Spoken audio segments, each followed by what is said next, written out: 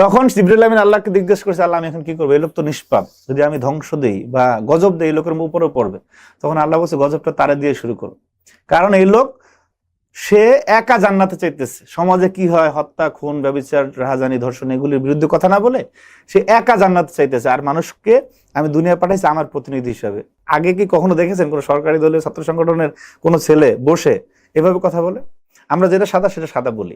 বর্তমানে বাংলাদেশে সে সামাজিক মানে আমাদের বাংলাদেশের যে সামাজিক অবক্ষয়টা, 3টা প্রধান কারণ যদি আপনি বলতেন। সামাজিক অবক্ষয়ের সমাজটা যে ক্ষতিগ্রস্ত হচ্ছে, 3টি কারণ যদি আপনি আমাদেরকে বলতেন। আমরা আশরাফুল মাখলুকাত কেন জানেন? আমাদেরকে আল্লাহ সৎ কাজের আদেশ এবং অসৎ কাজের বাধা প্রদান করতে বলছে, এই কারণে। ঠিক আছে, আপনার বাংলাদেশে আপনি 3টা কারণ না, আমি শুধু একটা কারণের উপর আলোকপাত করব, এবং সেটা যদি আমরা কাজ করতে পারি আমার মনে হয় অনেক সমস্যার সমাধান হয়ে যাবে। মাদক। ঠিক আছে, আমরা এই অনেক আছে না যে ওই অনেক কিছু ঘটে যায় জীবনের উপর দিয়ে, কিন্তু সে যখন সমাজে যায় তার আচার আচরণ মনে হয় না যে এই লোকটা বিপদে আছে বা পারিবারিকভাবে অশান্তিতে আছে। আপনি হাসিনার আমলে, কেন ওই আমলে গেলাম, কারণ মাদক কখনো সরকার যদি খুব সিরিয়াস হয়ে যায়, ঠিক আছে, তখন এটা নিয়ন্ত্রণ করা অনেকাংশই সম্ভব। হাসিনার আমলে বাংলাদেশে অবাধে ভারত, মিয়ানমার থেকে, আশেপাশ থেকে যেই পরিমাণ মাদক আসছে এবং যে পরিমাণ মাদক সেবী হয়ে গেছে, আপনি সমাজের এই অংশটাকে বাদ দিয়ে আপনার রাষ্ট্র সমাজকে কল্পনা করতে পারবেন না। সেই কারণে তাদেরকে আপনার ঠিক করতে হবে। কিভাবে ঠিক করবেন? এই যে এডিক্টেড হয়ে গেছে, এটা আনবিলিভেবলি টাফ এটা ঠিক করা, কিন্তু এই প্রত্যেকটা পরিবারে দেখবেন একটা মাদক সেবীর কারণে পরিবার না বংশ শেষ হয়ে যাচ্ছে।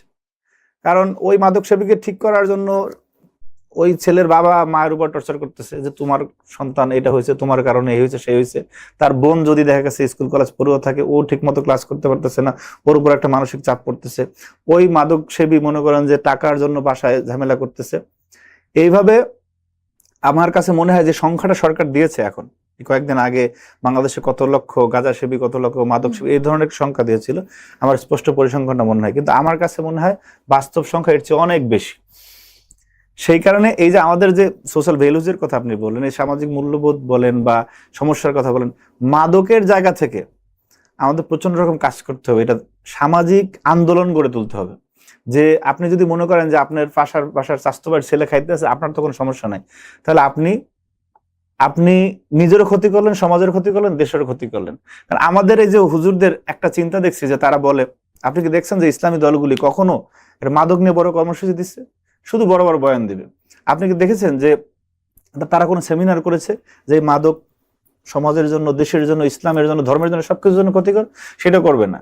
শুধু শীতের দিনে শীতের মাসালা আর গরমের দিনে গরমের মাসালা। এই জায়গা থেকে আপনি যে জায়গায় আছেন, বিশ্ববিদ্যালয়ের শিক্ষক বলেন, প্রাইমারি স্কুলের প্রধান শিক্ষক বলেন, মাদ্রাসা শিক্ষক বলেন, মসজিদের ইমাম বলেন, আপনার ইয়নো টিয়নো যে যা বলেন না কেন, সবার সচেতন হতে হবে। যদি মাদকটা আপনি ঠিক না করতে পারেন, আপনি যে হারে এদেশে মাদক সেবীর সংখ্যা বাড়ছে, তাতে আমাদের সামনে একটা মানে ভয়াবহ মাদকাসক্ত মাতাল জাতি আমরা পাবো। সেই কারণে এই জায়গাটা আমাদের কাজ করতে হবে। এই একটা কাজ করেন, ঠিক আছে, দেখবেন যে সমাজে অনেক জায়গায় মাদকের কারণে আপনি এই যে ছিনতাই বেড়ে গেছে, মাদকের কারণে ডাকাতি বেড়ে গেছে, মাদকের কারণে ম্যাক্সিমাম অপরাধগুলির পিছনে মাদক আছে। সে দেখা গেছে যদি না পায়, এই টাকা তো এত সোজা না, অনেক মাদক অনেক ব্যয়বহুল, যতটুকু শুনেছি আমরা অনেক ব্যয়বহুল। তো এইটা যখন না পায় তখন পরিবারে টর্চার করে, এই রাস্তাঘাটে এই ঝামেলা হয়, যে ছিনতাই, কিন্তু সত্যি এটা স্বীকার করতে হবে যে ছিনতাইয়ের সংখ্যা অনেক বেশি আমাদের। ঠিক আছে, আপনি এই যে পরিবর্তন তো আমার মাধ্যমে আছে, ঠিক আছে, এই যে চিত্রনাট্যের পিছনে মাদক আছে। এই কারণে মাদক দমন করতে হবে। এখানে কোন বড় রাজনীতিবিদ জড়িত, কোন বড় ব্যবসায়ী জড়িত, কোন সন্ত্রাসী জড়িত, সেটা বিবেচনা যদি সরকার করতে যায় তাহলে এটা ঠিক হবে না। এখানে এই বিষয়ে আমাদেরকে খুব সিরিয়াস হতে হবে যে না, অন্তত একটা জিনিস যখন হবে তখন দেখবেন যে অনেকগুলি জায়গায় আর আপনার আলাদাভাবে অত মনোযোগ দিতে হবে না, আস্তে আস্তে এমনি কমে আসবে। সুতরাং এই মাদক যাতে কমে, মাদকের ব্যবহার যাতে কমে, এবং আমাদের প্রত্যেকটা পরিবারে সেই সচেতনতা থাকতে হবে যে আপনি বিশেষ করে নবম দশম শ্রেণীর এবং ইন্টারমিডিয়েটের ফার্স্ট ইয়ার সেকেন্ড ইয়ার যারা যেই জেনারেশনের মাধ্যমে এদেশে গণঅভ্যুত্থানের মানে সফল হয়েছে, তারা কোথায় যায় এই বিষয়ে এই সময়টায় পরিবারের প্রচুর মনোযোগ দিতে হবে যে আমার সন্তান কই যায়, কাদের সাথে মিশে, তার সার্কেল কি, এগুলি চেক দিতে হবে। এই একা একা যদি কেউ জান্নাতে যেতে চায় তার জন্য জান্নাত না, এটা আল্লাহ বলছে। ঠিক আছে, আপনি যদি একটা উদাহরণ দিই, আপনার যে জর্ডানে লুত সাগর আছে, লুত সাগর যেটাকে ডেড সি বলে, মৃত সাগর, এই অঞ্চলটা একটা জনপদ ছিল। এই জনপদে এক সময় মানে এক এক নবীর যে এক একটা ছিল না, যে দোয়া করতো যে আল্লাহ এরা আমার কথা শুনতেছে না, ধ্বংস করে দেয়, এরকম অনেক ঘটনাই তো আছে। লুত আলাইহিস সালাম যখন আল্লাহকে বললো আল্লাহ আমি আর পারতেছি না, ঠিক আছে, এটা ধ্বংস করে দেন, তখন জিবরিল আমিনকে আল্লাহ বলছে যে ঠিক আছে এই জনপদ উল্টে দাও। তখন জিবরিল আমিন ওই জনপদ উল্টাইতে গিয়ে দেখে যে ওই জনপদের কোনো এক জায়গায়, কোনো এক মসজিদের এক কোনায় কোনো এক আল্লাহর বান্দা ইবাদতে মশগুল, তার আমল নামাটা টান দিয়ে দেখা যায় এই লোকটা নিষ্পাপ। তখন জিবরিল আমিন আল্লাহকে জিজ্ঞেস করছে আল্লাহ আমি এখন কি করবো, এই লোক তো নিষ্পাপ, যদি আমি ধ্বংস দেই বা গজব দেই এই লোকের উপরেও পড়বে। তখন আল্লাহ বলছে গজবটা তারে দিয়ে শুরু করো, কারণ এই লোক সে একা জান্নাতে চাইতেছে। সমাজে কি হয়, হত্যা, খুন, ব্যভিচার, রাহাজানি, ধর্ষণ, এগুলির বিরুদ্ধে কথা না বলে সে একা জান্নাতে চাইতেছে। আর মানুষকে আমি দুনিয়া পাঠাইছি আমার প্রতিনিধি হিসাবে, একা জান্নাতে যাওয়ার জন্য না। এজন্য আমাদের এই সব বিষয়গুলি খেয়াল দিতে হবে, কনসেন্ট্রেট করতে হবে যে না এটা হইতে দেওয়া যায় না, ঠিক আছে না। এখানে একটা ব্যাখ্যা আছে, অনেকে মনে করবে যে আমার মনে হয় মাদ্রাসায় পড়ছে, আমার লাইফে কোনোদিন আমি মাদ্রাসা বারান্দা দিয়ে হটিনি। আপনাকে ইসলাম জানতে হলে মাদ্রাসায় পড়তে হবে, এর কোনো বাধ্যবাধকতা নেই, ঠিক আছে, কারণ আপনি মুসলমান, আপনি এটা জানবেন এবং অন্যান্য ধর্ম আপনি জানবেন। জানার ভিতরে সৌন্দর্য আছে, জানার ভিতরে উপকারিতা আছে, জানার ভিতরে জ্ঞানের বিষয় নিহিত আছে, জানতে হবে, ঠিক আছে। সুতরাং আপনি মানে প্রপার মুসলমান হওয়ার জন্য যে আপনাকে মাদ্রাসায় পড়তে হবে এটা আমি মনে করি না।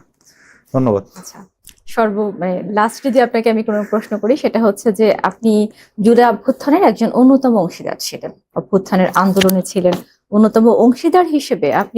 আপনাকে যদি বলা হয় যে আপনি তরুণদের উদ্দেশ্যে কি বার্তাটা দিতে চাচ্ছেন, যেটা আগামী 5 বছরের মধ্যে যেটাকে সর্বাধিক মানে কি বলবো আমরা, যে প্রায়োরিটি দিতে পারি, যে আসলে এটা আমাদের পরিবর্তনের জন্য দরকার তরুণদের উদ্দেশ্যে? তরুণদের উদ্দেশ্যে ইনক্লুডিং মি, তরুণদের উদ্দেশ্য হচ্ছে আমাদের দেশের যে শিক্ষা ব্যবস্থা সেটা হচ্ছে আমরা যে এই যে ম্যাট্রিক, ইন্টার, অনার্স, মাস্টার্স, ঠিক আছে, এই যে প্রচুর সার্টিফিকেট নির্ভর, মানে আমরা মনে করি যে কেউ যদি মাস্টার্স না করে তাহলে একটু পিছিয়ে আছে। এই যে আমাদের চিন্তা, এখানে আমাদেরকে কারিগরি শিক্ষার মধ্যে মনোযোগ দিতে হবে। আপনি ঠিক আছে, আপনি কম্পিউটার জানেন, আপনি কারিগরি যেটা বিষয় জানেন, চীন কেন এত আগানো? তারা আপনি স্কুল পড়া অবস্থা থেকে এক্সট্রা কারিকুলাম অ্যাক্টিভিটিস যেগুলি, কো কারিকুলাম অ্যাক্টিভিটিস গুলি, সেগুলি দিয়ে শিক্ষার্থীদের মনোযোগী হয়। অর্থাৎ এই যে আমাদের জেনারেশন এবং আমাদের দেশে যে একদম ভয়াবহ রকমের বিসিএস ক্যাডার হওয়ার মানসিকতা, সেই জায়গা থেকে আমাদেরকে বের হয়ে আসতে হবে, নিজের উদ্যোক্তা হতে হবে, আলাদা কিছু করার চিন্তা করতে হবে যে না আমিও পারি, ঠিক আছে, সেই চিন্তা। এবং সরকার যেটা শুরু করেছে যে সিট ফান্ডিং, যে কেউ যদি নিজে চিন্তা করলো যে আমি এই কাজটা করব, তাকে সরকার থেকে সহায়তা করা যায়। সিট মানে বীজ, ঠিক আছে, একটা বীজ থেকে যেরকম একটা গাছ হয়, গাছটা থেকে অনেক কিছু হয়, সেরকমের যারা স্টার্ট আপটা করতেছে, যে নতুন একটা কিছু শুরু করতে চাচ্ছে, নতুন উদ্যোক্তা হচ্ছে, তাদেরকে সরকারি সহায়তা দেওয়া। সরকার এখানে এগিয়ে আসছে। এখানে আমাদের সবাইকে এভাবে চলতে হবে, প্রচুর খেলাধুলা করতে হবে, মাদক থেকে দূরে থাকতে হবে, রাজনীতি করতে হবে না, আপনি রাজনীতি করতে হবে না, রাজনৈতিকভাবে সচেতন হতে হবে। প্রত্যেকটা মানুষেরই রাজনৈতিকভাবে সচেতন থাকতে হবে। আপনি এইখানে যে বসে আছেন না, এর মধ্যে সবকিছু রাজনীতি দ্বারা আবর্তিত হচ্ছে। আপনি রাজনীতির বাইরে না, আমি রাজনীতির বাইরে না। আমি রাজনৈতিকভাবে অসচেতন ছিলাম বলেই হাসিনা 17 বছর টিকে ছিল। আমরা যদি এই যে দেশটা কারো বাপের না, এটা যদি আরো 10 বছর আগে বলতাম তাহলে হাসিনা এত বছর থাকতো না। সুতরাং রাজনৈতিকভাবে সচেতন হতে হবে আমাদের। আর হচ্ছে যারা মানে তরুণদের উদ্দেশ্যে পাশাপাশি সিনিয়রদের এটা থাকবে যে আমার কথা যদি হয়তো বা 10 জন শুনতে পারে বা 10,000 মানুষ শুনতে পারে, কিন্তু বলে গেলাম আর কি। আমাদের সমাজে অবক্ষয় তখনই শুরু হয়েছে যখন গ্রামগঞ্জে রাস্তাঘাটে যখন আমাদের বাচ্চা ছাড়া এই যে নিষেধ করা বন্ধ করে দিছে, যে সন্ধ্যার পরে এই তুমি কোন ক্লাসে পড়ো, 9-এ পড়ো, তুমি এখন বাইরে কি করো, বাসায় যাও পড়ালেখা করো, এই যে অমুকের সন্তান, এটা আমার দরকার নেই। কিশোর কিশোরীরা এই বয়সটা চেক দিতে হবে। আপনার কি ভাই বোন নাই? ডেফিনেটলি ওদের এই বয়সটা, আপনি তো বয়স পার হয়ে আসছেন, আমি এই বয়স পার হয়ে আসছি, এই বয়সটা সবচেয়ে ক্রুশিয়াল, ঠিক আছে, এটা খুব সিরিয়াস বক্তব্য। এই বয়সটা সবচেয়ে ক্রুশিয়াল। এই বয়সে শিক্ষার্থীরা, শুনেন আমি একটু, আপনি যখন বলতেই চাচ্ছেন এই বয়সে যদি প্রেম করে সেটাও ভয়ানক, কারণ ওইটা ওর ক্যারিয়ার নষ্ট করে দিচ্ছে, ঠিক আছে। আপনি এই বয়সে যে কোনো কিছু, অর্থাৎ নিয়মের বাইরে যে কোনো কিছু করা, তার পরবর্তী ক্যারিয়ার, পরবর্তী জীবনের জন্য সবচেয়ে ভয়ানক। সুতরাং এই বয়সটা চেক দিতে হবে। এই বয়সটা যদি কোনো বড় ভাই হুম। যদি তাদেরকে ডাকে, তাদেরকেও নিষেধ করতে হবে যে না, এই ছেলেদেরকে ডাকা যাবে না, ঠিক আছে? এটা মানে নিজেকে গড়ার সময়। ক্ষমতার পিছনে ঘোরা যাবে না। আপনি ওইভাবে নিজেকে তৈরি করেন যে ক্ষমতা আপনার কাছে আসবে, আপনি নিজেকে ওইভাবে বিল্ড আপ করেন। দেখেন, অনেকে অনেক ভালো উদ্যোক্তা হচ্ছে, সরকার তাকে খুঁজে নিচ্ছে। অনেকে অনেক স্ব সেক্টরে ভালো করতেছে, তাকে খুঁজে নিচ্ছে না। তো সুতরাং আপনি যদি কোনো গ্রামে কোনো বাসায় বসে ভালো কম্পিউটার প্রোগ্রামার হলেন, আপনার তো এই গুগলের জব করার, মাইক্রোসফটের জব করারও সক্ষমতা থাকবে। আপনি নিজেকে এম্পাওয়ার্ড করেন, নিজেকে আপনি ক্ষমতাবান করেন, তখন ক্ষমতা আপনার পিছনে ঘুরবে।